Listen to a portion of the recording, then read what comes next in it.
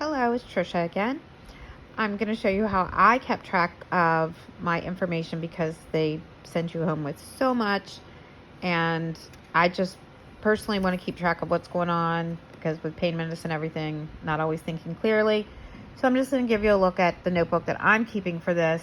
Maybe it'll help you, maybe it won't, but this is what's going on with me right now. So again, I'm just under a little bit less than 24 hours post-op. And the first page is the ice page. Personally, I hate ice. I don't like putting ice on me for any reason. So this is kind of hard for me to stick to. But what I've been doing is I did put the note in here where I am supposed to ice 20 minutes on, 20 minutes off after any movement. And then for 3 to 5 times a day, ice for 30 minutes. Yesterday, when I got home, I did ice from 8 to 8:50 p.m. I iced again from 9:25 to 9:55 p.m. and from 1 a.m. to 1:45 a.m. After that, my husband was sleeping, and he's my ice go-getter. And so even though I'm not sleeping very well and I was awake most of the time, I didn't bother him to go get the ice. And also, again, because I don't really care for the ice. Always make sure you put something between your skin and the ice. The ice pack I'm using has that built in with straps to hold it in place. So it's a pretty good one, and I'll show it next time I use it. It's 6 a.m. I did ice again for another 30 minutes, and then at 10:05 to 10:35, I did ice again. Next page of my notebook is, I'm just keeping track of, they said sometimes with all these medicines, you might have some bathroom issues, and I just want to make sure I'm drinking enough fluid, that I'm urinating enough throughout the day. So I just put a little note here each time I go. That way, if the doctor would happen to ask me, got the information there. Or if I can see that, hey, there's a problem, I've gone to the bathroom in 25 hours, I would have that there as well. The breathing machine, everybody will definitely get one of these. These fun things, if you've ever had a surgery, you've probably seen it before. You just take the tube off, and you're going to suck the air in. Keep it between that level. Give it a try right now. I've actually been doing it probably a little more than I've been documenting it, just because it's here on my nightstand, so I see it and do it. So I'm going to exhale, then I'm going to inhale, keep it between those two little lines on the right, and my goal is to get up there to like the 2750. So let's see how this goes.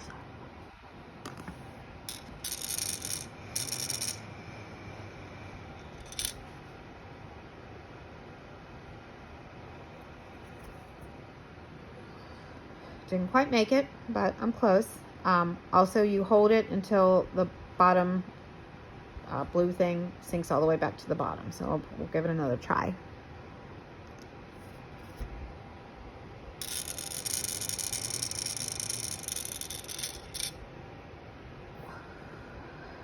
Not so good. You can see we're trying it to do it 2 to 3 times an hour.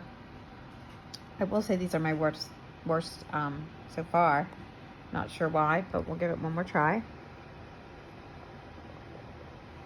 It's probably because I'm talking. I'm going to blame it on that. I'm going to blame this on because I'm talking prior. So let's see.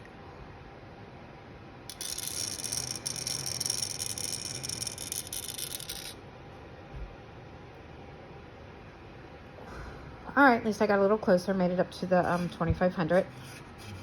So we're going to put that back. Next on my little handy dandy notebook is, I just listed my medications and what I'm taking.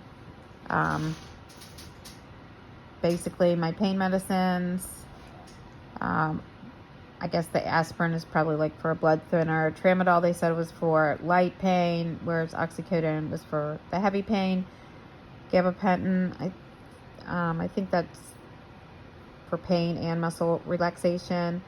The 4 doses of Cefadroxil tablets. That's to fight bacteria, and prednisone is a steroid. Your medicines may be similar, may not. Just for me, I want to know what's going on. Then I made a page with my sleep schedule of what's going on. So when I got home yesterday, I was very tired because I was nauseous when I got up and started moving around after surgery. So they gave me something for the nauseousness, and that was just like, knocked me out. So when I got home, I slept from 4 to 8. I think that's the longest I've slept. When I woke up, I did also note my pain level, and on a scale of 1 to 10, because you'll be asked that 7,562 times, I noted that as well. Then I woke up for an hour, went back to sleep from 9 to midnight. When I woke up, my pain, again, was a 5, which I think is totally acceptable after surgery. And then I went to sleep again for just an hour, woke up, my pain level was a 6. And then I stayed awake from 2 a.m. to around 8 a.m. At that time, I did take some pain medicine, which helped me sleep for an hour and 45 minutes. Not great, but woke up, had more pain. It was up to like a 7. And then I've been awake since 9:45. And last time I monitored my pain, it was 10:10. And it was an 8, which was, I think, pretty bad. This is probably confusing to some people, but it makes sense to me. So however it makes sense to you, I just listed each of my medicines and what the dosing is. So the acetaminophen on here is 2 pills every 8 hours, and it's a 500 milligram. I just listed when I actually took it on the top line. So I took it at 8 p.m. Wednesday, Thursday at 1, and Thursday at 11:30. Then I put right underneath of it, and this was the important part for me, is when it's due again. So even though I knew it was due at 9 a.m. This morning, I didn't feel like I needed it, so I didn't take it. So I just kind of scratched that out. And now I'm not due for it again until 7:30 p.m. And I did it this way. I kind of hold it over. That way I can also, once these fill up, I can flip it over, and it gives me more room that way.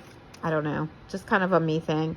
I like to use colors. If I redid it again, I would probably do each pill in a different color, just to keep it more separated. But my favorite thing that has helped me out is when I took it and when I'm due again. So, and then once I do take it, I just kind of, if I take it at the right time, I check it off. If not, I just scratch it out that I didn't take it at that time. So I just think it's a good log because I can keep track what's going on, and I don't have to remember these 7 different medicines, exactly what I took when. So if that helps you, that's great. If not, move on. Have a good day.